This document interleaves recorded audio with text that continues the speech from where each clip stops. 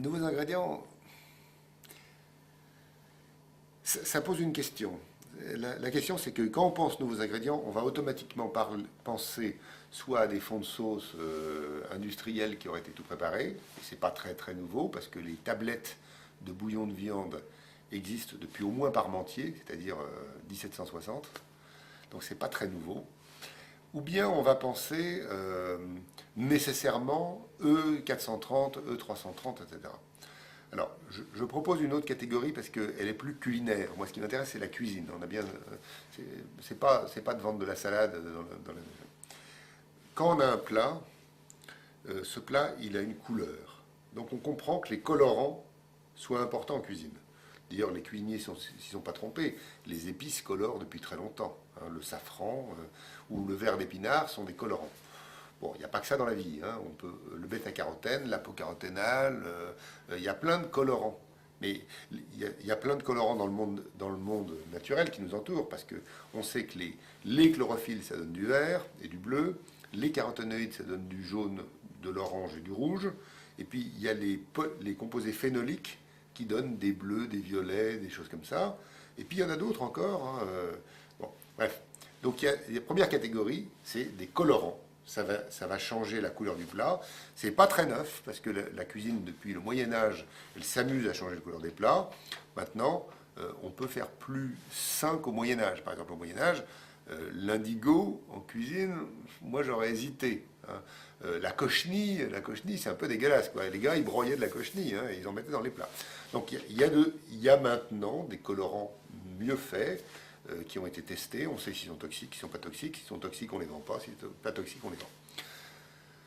Voilà, maintenant regardons un plat d'une autre façon. Ce plat que nous avons vu, on lui a donné une couleur. Maintenant, on l'approche et il y a des molécules qui sont odorantes.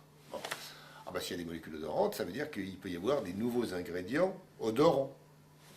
Alors ça, l'industrie de ce qu'ils appellent les arômes, mais c'est un mot fautif, on a produit plein, ça.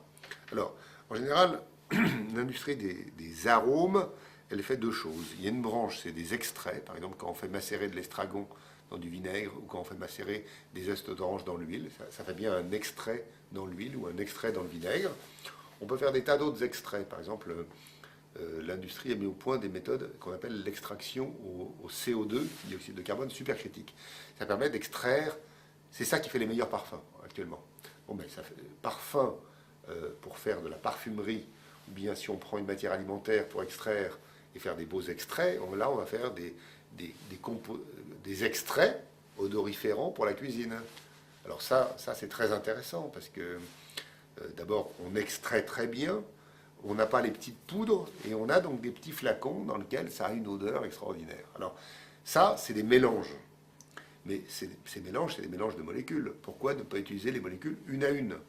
Alors ici, au laboratoire, par exemple, on a des petits flacons, et puis il y en a un, on a du 1-octène 3-ol. C'est le nom de la molécule. C'est une merveilleuse odeur de champignons, de sous-bois, etc. Moi, j'en mets dans mes lapins, hein. Quand je fais un lapin, j'ai pas toujours... Quand c'est pas la saison, j'ai pas de cèpe, ben, je mets du 1-octène 3-ol. Alors, c'est pas encore très répandu.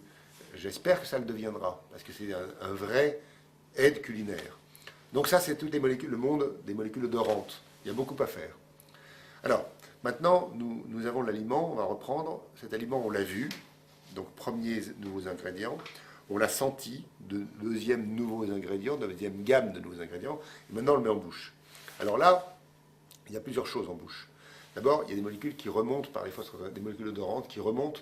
C'est les mêmes que celles de devant, donc ça, par le nez, à l'avant ou à l'arrière, c'est les mêmes molécules odorantes. Donc là, on n'en parle plus, on en a déjà parlé. Maintenant, il y a des molécules qui stimulent un nerf qui a trois branches, qui s'appelle le nerf trijumeau, et qui va reconnaître le piquant ou le frais. Ah, piquant ou frais. Ça voudrait dire qu'on pourrait avoir, bien sûr, on peut avoir du piment ou du poivre, mais on peut avoir des molécules piquantes ou fraîches. Et ça, c'est très intéressant.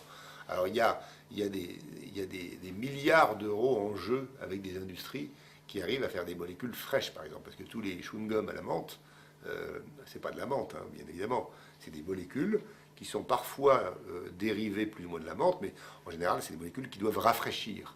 Ça, en cuisine, si on avait des petites molécules piquantes ou rafraîchissantes, ça serait quand même extraordinaire, parce qu'on pourrait faire un plat qui donnerait de la fraîcheur, etc. Bon. Donc ça, c'est une nouvelle catégorie. Maintenant, on est toujours en train de manger notre aliment. Hein. Donc on a de l'odeur. Ah, mais il y a de la saveur. Alors les saveurs, on a longtemps enseigné qu'il y avait 4 saveurs, salé, sucré, acide, amer, mais c'est pas vrai. C'est pas vrai, la preuve c'est que la réglisse, c'est pas salé, c'est pas sucré, c'est pas acide, c'est pas amer. Alors la réglisse, elle a une saveur réglisse, en particulier à cause d'une molécule qui s'appelle l'acide glycyrésique. Il y a plein d'autres molécules qui ont des saveurs originales. Le monoglutamate de sodium des Asiatiques, il a une saveur originale. Mais dans le comté, le fromage de comté, il y a des petits cristaux, dans les bons comtés bien affinés. Ces petits cristaux, c'est pas du sel, c'est un acide aminé. Il a une saveur originale. Puis les autres acides aminés, ils ont des saveurs originales. Donc il y a encore des nouveaux ingrédients qui seraient les molécules sapides. Voilà. Alors, on a une première gamme, c'est les molécules colorantes. On a une deuxième gamme, c'est les molécules... on a une première gamme, c'est les molécules colorantes. Une deuxième gamme, c'est les molécules odorantes. Une troisième gamme, c'est les molécules piquantes et fraîches. Une quatrième gamme, c'est les molécules sapides. Et puis maintenant, en bouche, il y a le chaud, le froid. Donc là, ce n'est pas des ingrédients particuliers, bien qu'on peut s'amuser avec beaucoup de choses. Par exemple, le chocolat, il a une certaine fraîcheur, parce que pour fondre, il faut qu'il absorbe de la chaleur. Et la chaleur, il la prend à la bouche. Et donc, la graisse qui fond à une certaine température, elle est un peu rafraîchissante. Donc on pourrait jouer avec des gammes de molécules qui sont comme ça. Mais enfin, il y a quand même les molécules qui vont donner de la consistance.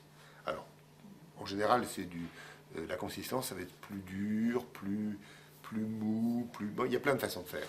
Alors ça, c'est tous les gélifiants, c'est tous les texturants en général. Donc c'est agar-agar, alginate, carragénane alpha, enfin, kappa, carragénane iota, c'est gomme de gouard, gomme de caroube. Il y en a certains, il y a très longtemps qu'on les utilise en cuisine. Hein. Par exemple, dans les livres de cuisine du 19e, on stabilise les crèmes fouettées en mettant ce genre de produit. Donc c'est pas nouveau. Alors, c'est pas nouveau, mais c'est nouveau en fait, parce que chez les cuisiniers, on n'en trouve pas. Alors maintenant, on en trouve. Alors, mais à côté de tout ça, il y a aussi des pectines. Les pectines, c'est des pectines des fruits, mais il y en a différentes sortes. Alors, à côté de tout ça, il y a donc des gélifiants, la gélatine, mais la gélatine, elle peut venir du poisson, et peut venir du poisson d'eau froide, et du poisson d'eau chaude, et il se trouve qu'elle ne gélifie pas à la même température. Donc il y a des gélatines, et c'est très intéressant parce qu'on a beaucoup plus de produits avec lesquels on peut jouer. Puis il y a les pectines. Les pectines, il y en a plusieurs sortes. Les pectines de betterave, les pectines de citrus, les pectines de pommes ne sont pas les mêmes. Et donc elles ne vont pas faire les mêmes produits. Et tout ça, ça fait des consistances. Alors on peut faire des gels cassants, aqueux, mou, souple, opaque, transparent. Il y a un monde infini à découvrir avec tout ce genre de produits. Avec ça, on a déjà dit pas mal de choses. Hein. Donc il y a beaucoup de gammes. Hein. Alors je récapitule. Couleur, odeur, saveur, trigéminal, consistance. Il y a de quoi jouer.